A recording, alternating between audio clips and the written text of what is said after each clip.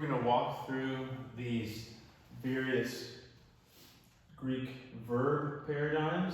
I have them in order, pretty much in chronological order, starting with the imperfect and then going into future. I'm going to walk you through each one of these, kind of show some of the memory clues that you can use to work your way through this point, and hopefully that'll be helpful. So we're starting in the imperfect. These two are two imperfect paradigms. And you can think of it this way. Whenever you're dealing with something that pertains to mostly the past, you're going to have what's called an epsilon prefix. So before, and always we're using our lu for our luo paradigm, so this lu right here.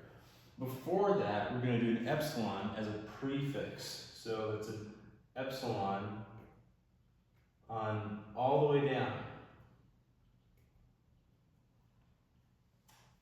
And we're going to have elu on, s, n, amen, ete, on.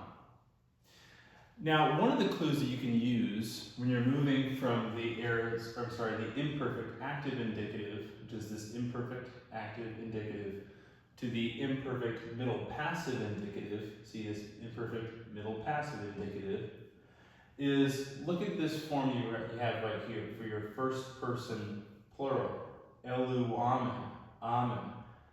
You can think of it this way. We are going to take that same form, put it into the first person singular, but switch out the epsilon for an eta. Now we're still going to have our epsilon prefix all the way down because, like I said, we're still dealing with the past. You can think of it that way.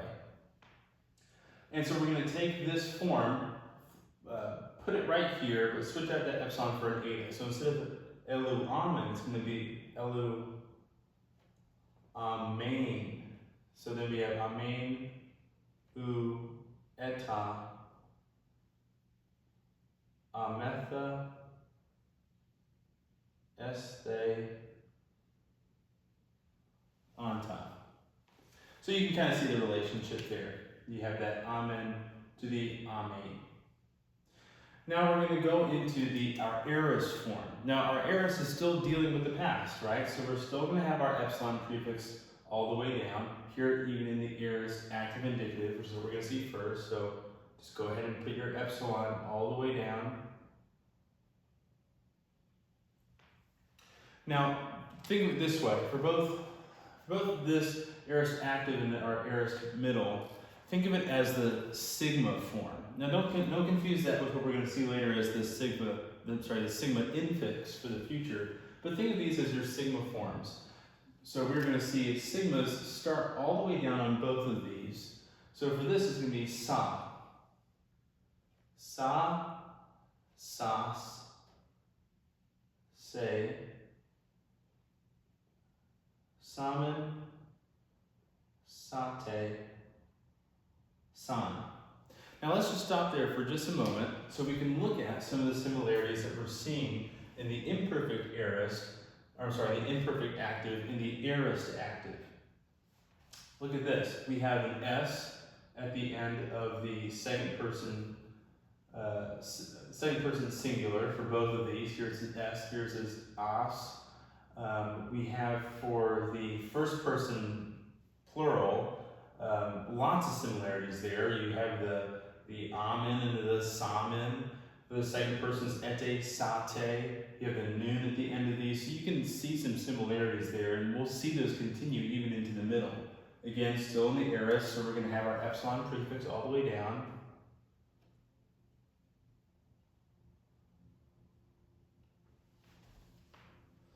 And remember that memory clue that I gave you, the transition from the imperfect active to the imperfect middle passive, taking that amen, making it an amen. We're going to do the same thing here.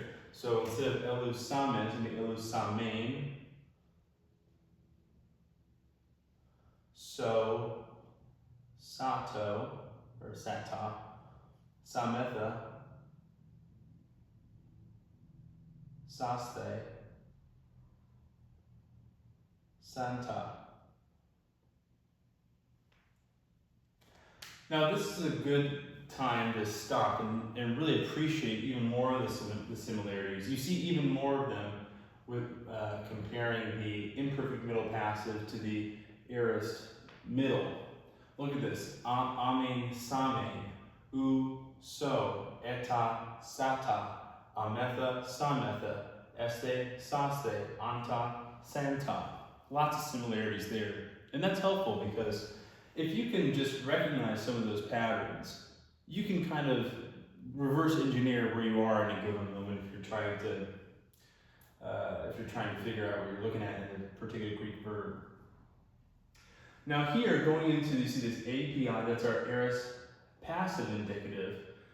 If you look here, the imperfect and the present, see this MP. Well, that's because in the imperfect and in the present, the middle and the passive forms look exactly the same. There's no difference. You really cannot only tell the difference in meaning based on the context. Whereas with aorist and future, you have separate forms for the middle and the passive. And so we're going to start seeing that here. Again, we're in the aorist, we're still dealing with the past. So what do you think we're going to do? We're going to put in our epsilon prefix. All the way down. Now, one thing that you're going to notice, and this is a really helpful memory clue, for noticing the passive forms in both the aorist and the future, is you're going to see a theta present all the way down, a theta. And so look at it this way. Thane, thais, they, thamen, theta, thesan. So you have that theta all the way down. That's your dead giveaway that you're dealing with something passive in particular. Now we're kind of skipping ahead a little bit, but if you see something with a theta and an epsilon prefix or a vowel that's lengthened, if there's no room for a prefix, we see that sometimes in certain words that you might remember. That is a dead giveaway. You're dealing with an aorist passive. In no other form are you going to see thetas and an epsilon prefix. You're going to see thetas later on, but you're not going to see them with the epsilon prefix. So this brings us into our present active indicative. And for Greek learners, this is the first form that you're going to know. So you should be pretty familiar with this at this point. Get your O, A or ace,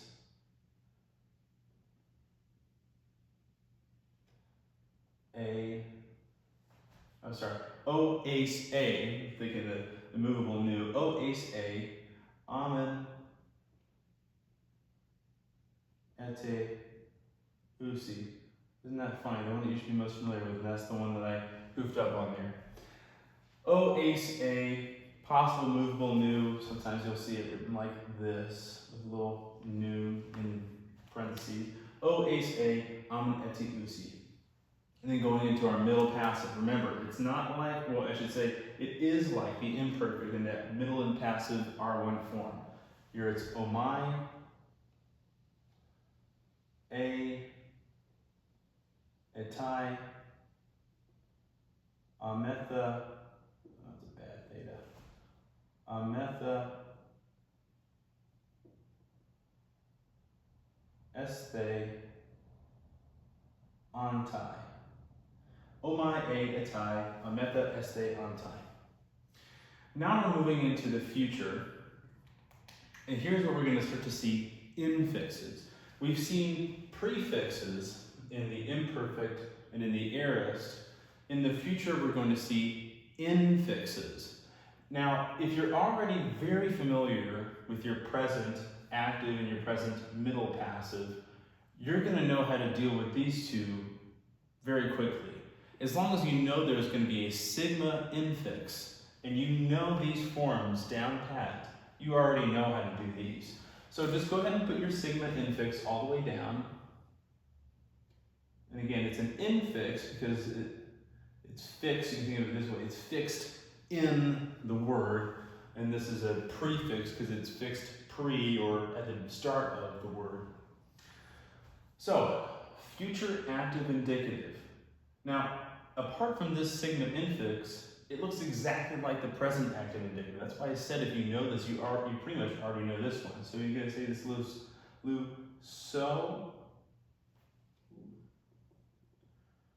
so, ace, a, amen, eti, usi. So, say, samen, sete, susi. Now, again, just put that sigma infix for the middle, all the way down.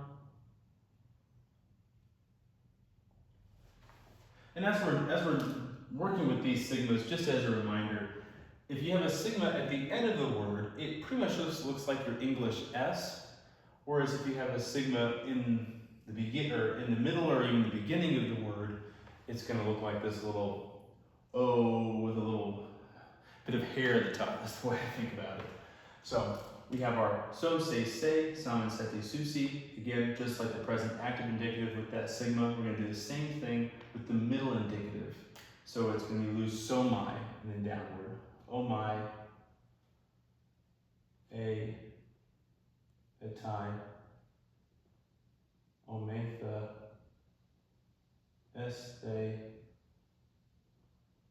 antai.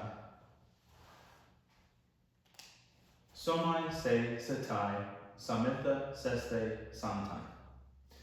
Just the sigma infix with your present middle passive indicative form, which you probably have already memorized. Getting into our last one here, again, the future passive is its own form. It's not like the middle. We saw the same thing with the aorist. We're going to see it here. But here, again, we're going to see our theta. Remember, I told you that for the forms that have their own passive, when you have your own separate passive form, you're going to see the theta. You're going to see the same thing here. So, but it's going to look a little bit different. The theta is still going to be there, but there's a little bit more going on. It's not just a theta. It's actually a theta, eta, sigma. So you can go ahead and put face all the way down.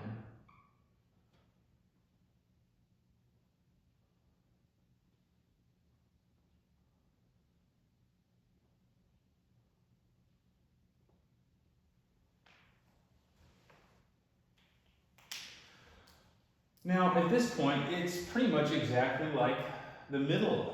The only thing that we've changed is instead of it just being a sigma infix, it's a theta, eta, sigma, or a face infix. And then from there, just go ahead and put your omai, a, etai.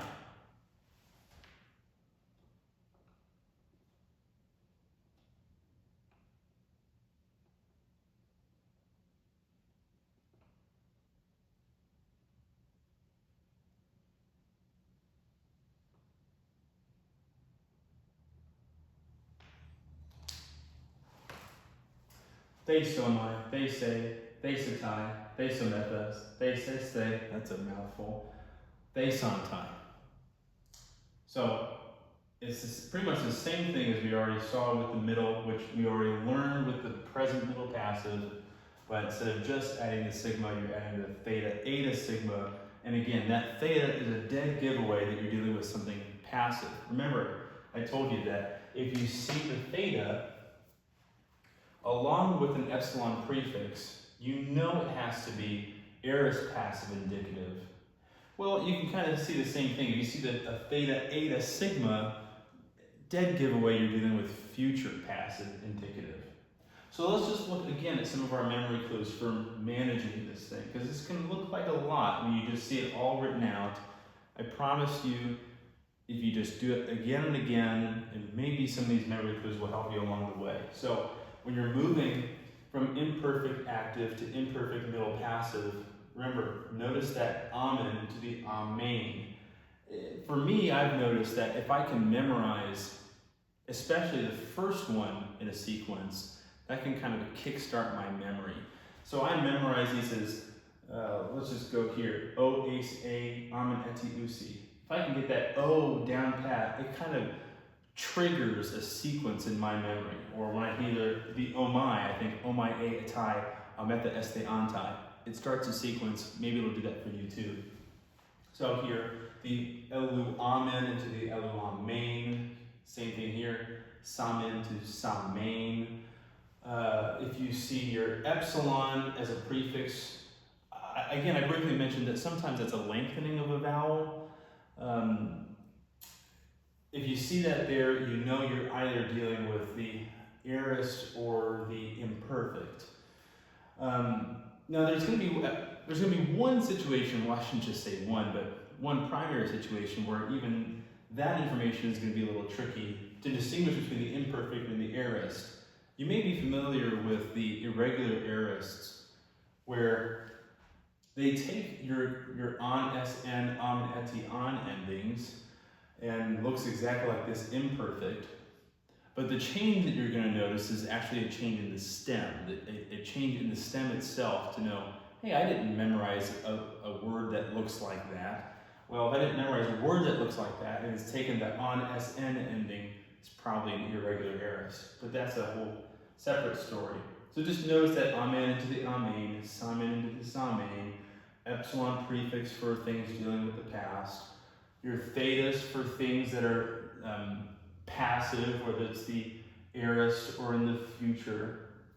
And then again, if you can get your present active indicative and your present middle passive indicative down pat, you really kind of already know these future forms as long as you can know the sigma infix and the theta eta sigma infix, which again, those are pretty easy to remember. So I hope this is helpful. Maybe some of these clues will help you memorize this paradigm. Again, I know this looks like a lot when you're just looking at it all together, but I promise you the more you do it, and maybe even doing it in a sequence like this, is helpful for me, maybe it'll be helpful for you.